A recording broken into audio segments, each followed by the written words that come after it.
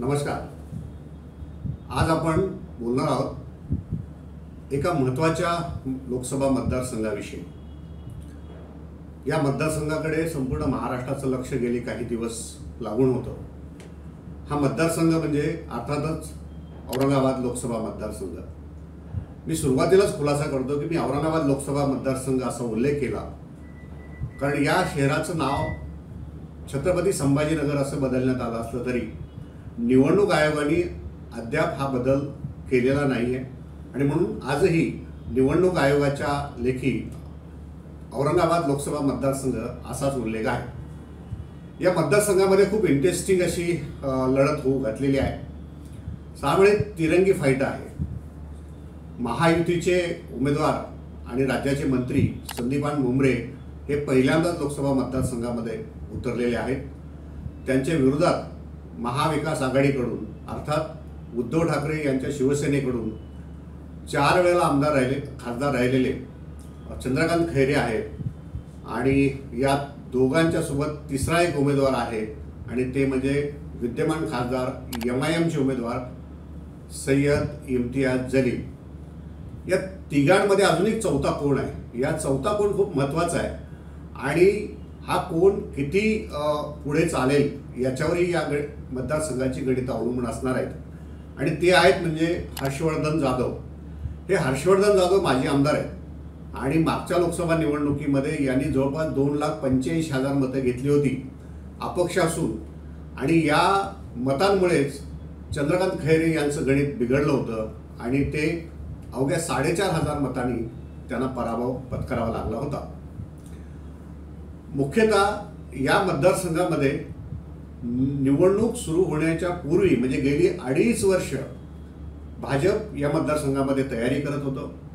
अर्थातच केंद्रीय अर्थ राज्यमंत्री डॉक्टर भागवत कराड यांनी हा मतदारसंघ पिंजून काढला होता आणि सर्वसाधारणपणे याचा समज निर्माण झाला होता की ही जागा औरंगाबादची भाजपकडे जाईल आणि भाजपचे उमेदवार म्हणून डॉक्टर भागवत कराड हेच उमेदवार म्हणून निवडणूक रिंगणात उतरतील.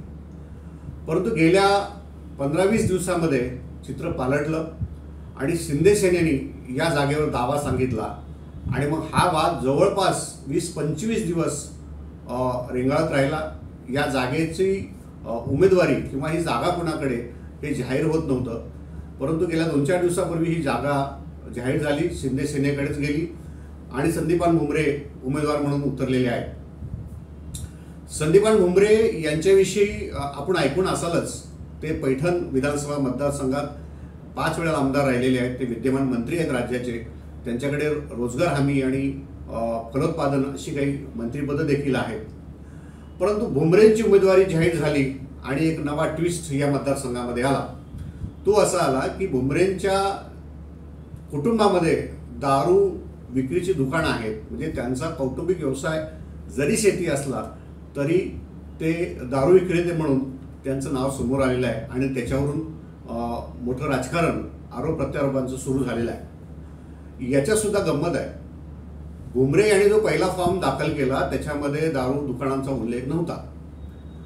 दुसऱ्या फॉर्ममध्ये त्यांनी दारू दुकानाचा उल्लेख केला खरा, परंतु ती दारूची दुकानं कोणाच्या नावावर आहेत याचा उल्लेख केला नाही. याच्यावर टीका झाली आणि मग टीका झाल्यानंतर त्यांनी तिसऱ्या आणि अंतिम शपथपत्रामध्ये 2 दारूची दुकानं दाखवलेली आहेत आणि ती त्यांच्या पत्नीच्या नावावर आहेत असं त्यांनी स्पष्ट केलेलं आहे. खरं म्हणजे महाराष्ट्रातच काय किंवा देशात मद्य विक्री करणारे किंवा मद्य उत्पादन करणारे अनेक असे नेते आहेत की ज्यांचे स्वतःचे कारखाने देखील आहेत. त्यांच्याविषयी अशा पद्धतीचा वाद कधी उपस्थित झाला नाही, पण भुमरेंच्या बाबतीत तो झाला. त्याचं कारण असं आहे की त्यांच्याकडे देशी दारू म्हणजे सरकार मान्य देशी दारूची दुकान आहे. कोणी काय व्यवसाय करावा, सरकार मान्य व्यवसाय करावा हा ज्याचा त्याचा वैयक्तिक प्रश्न आहे, पण निवडणुकीच्या तोंडावर हा मुद्दा उपस्थित झाल्यामुळे अर्थातच आज तरी संदीपान भुमरे बॅकफूटवर आहेत. दुसरी गोष्ट अशी की गेली 2.5-3 वर्ष या मतदारसंघामध्ये भारतीय जनता पक्ष अतिशय ग्राउंड लेवलवर तयारी करत होतं. म्हणजे त्यांनी बूथ बांधणीपासून 50 प्रमुख नेमण्यापर्यंत सगळी तयारी केली होती. अशी तयारी केलेली असताना अचानक आपलीकडची जागा निघून दुसरीकडे जाते, त्याच्यामुळे हिरमोड होणं साहजिक आहे. प्रश्न असा आहे की भारतीय जनता पक्षाचे कार्यकर्ते भुमरेंचं किती मन लावून काम करतील, कारण त्यांच्या हातातून जागा गेलेली आहे. आणि म्हणून ही जी काही सगळी तयारी केली होती, या तयारीवर या भुमरेंच्या उमेदवारीमुळे पाणी पडलेलं आहे. आणि म्हणून भारतीय जनता पक्षाचे कार्यकर्ते नाराज आहेत, नेत्यांमध्ये उत्साह दिसत नाही.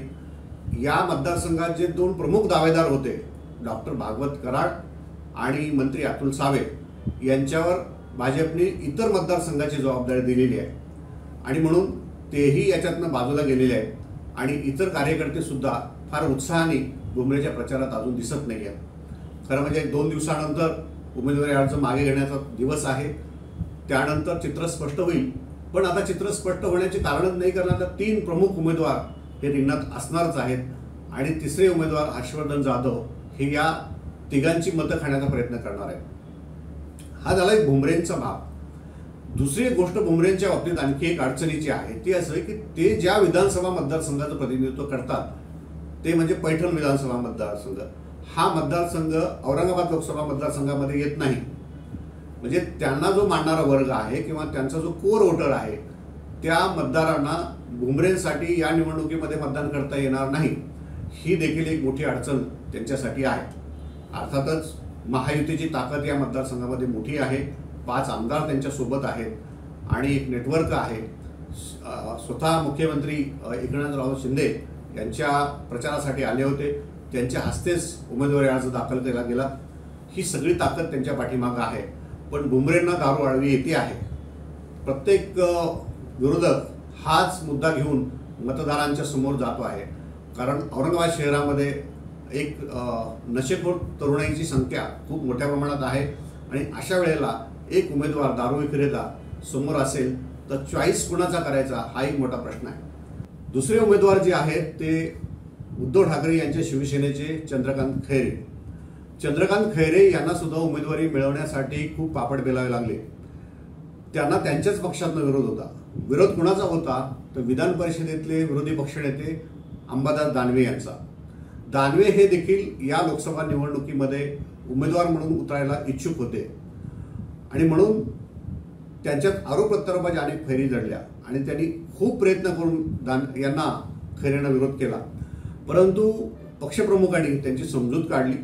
त्यांना असं सांगण्यात आलं की तुमच्याकडे विरोधी पक्षनेतेपदासारखं एक मोठं पद आहे आणि या पदाचा उपयोग आपल्याला महाराष्ट्रामध्ये करून घ्यायचा आहे.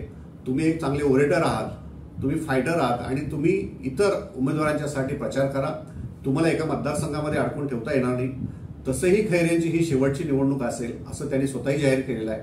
आणि म्हणून पुढच्या वेळेला तुमची दावेदारी आम्ही पक्की करू, तोपर्यंत तुम्ही खैरेंचा प्रचार करा. अशा पद्धतीचं मातोश्रीवर त्यांचं मनोमिलन झालं आणि खैरे आणि दानवे ही जोडगोळी आता महायुतीच्या किल्ला लढवताना आपल्याला दिसत आहेत. खैरे यांच्या बाबतीत सांगायचं तर ते गेली 4 वेळेला म्हणजे मागचा 2019 जर अपवाद वगळला तर ते सातत्याने निवडून येत आहेत औरंगाबाद लोकसभा मतदारसंघातून. परंतु तेव्हा एकत्रित अशी शिवसेना होती, त्यांच्या मागे शिवसेनेचं एक पाठबळ होतं. आणि खैरेंच्या बाबतीत असं आहे की हा आपला माणूस आहे आणि कुणाचं लग्न असेल, कुणाच्या घरी दुःखद कार्य असेल तर खैरे तिथे पोहोचतात म्हणजे पोहोचतातच. एक धार्मिक वृत्तीचा माणूस आहे खैरे, अशी त्यांची या मतदारसंघामध्ये प्रतिमा आहे. लोकांना सातत्याने भेटणे, जनसंपर्क दांडगा आहे.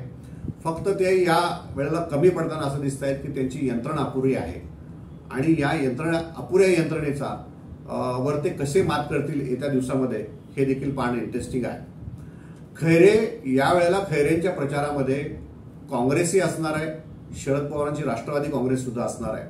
आणि म्हणून कधी नव्हे ते खैरे यावेळेला मुस्लिम बहुल भागामध्ये जाऊन प्रचार करताना दिसत आहेत. खैरेंच्या आतापर्यंतच्या निवडणुकीमध्ये एक स्लोगन होतं आणि ते खूप फेमस या मतदारसंघामध्ये होतं. ते असं की खान हवा की बाण हवा. यावेळेला खैरेंनी या स्लोगनचा उच्चार केलेला नाही, कारण त्यांना काँग्रेसच्या माध्यमातून मुस्लिम समाजाची सुद्धा मतं आणि त्यांचं पाठबळ हवं आहे. आणि जितकी ती मतं त्यांना मिळतील तितकी त्यांची दावेदारी अधिक प्रबळ होऊ शकते. आणि म्हणून खैरे आता एकटे आणि दानवेंना सोबत घेऊन प्रचार करताना आपल्याला दिसतात. या 2 प्रमुख उमेदवारांच्या शिवाय तिसरा उमेदवार आहे आणि ते म्हणजे इम्तियाज जलील. इम्तियाज जलील औरंगाबाद लोकसभा मतदारसंघातून निवडून आले आणि संपूर्ण महाराष्ट्रातच काय देशामध्ये त्यांचं नाव झालं. तगडी फाईट होती मागच्या वेळेला आणि या चौरंगी फाईटमध्ये ते 2-2.5 लाख मता घेऊन विजयी झाले. या वेळेला सुद्धा विभाजनाच्या बळावर ते पुन्हा आपली दावेदारी सांगू इच्छित आहेत. ते किती मतं घेतील? मागच्या वेळेला त्यांच्या बाजूने जाणारा एक घटक असा होता की वंचित चे प्रकाश आंबेडकर यांनी त्यांना पाठिंबा दिला होता आणि म्हणून एक गट्टा दलित मतं आणि मुस्लिम मतं त्यांना मिळाली होती. यावेळेला तशी परिस्थिती नाही.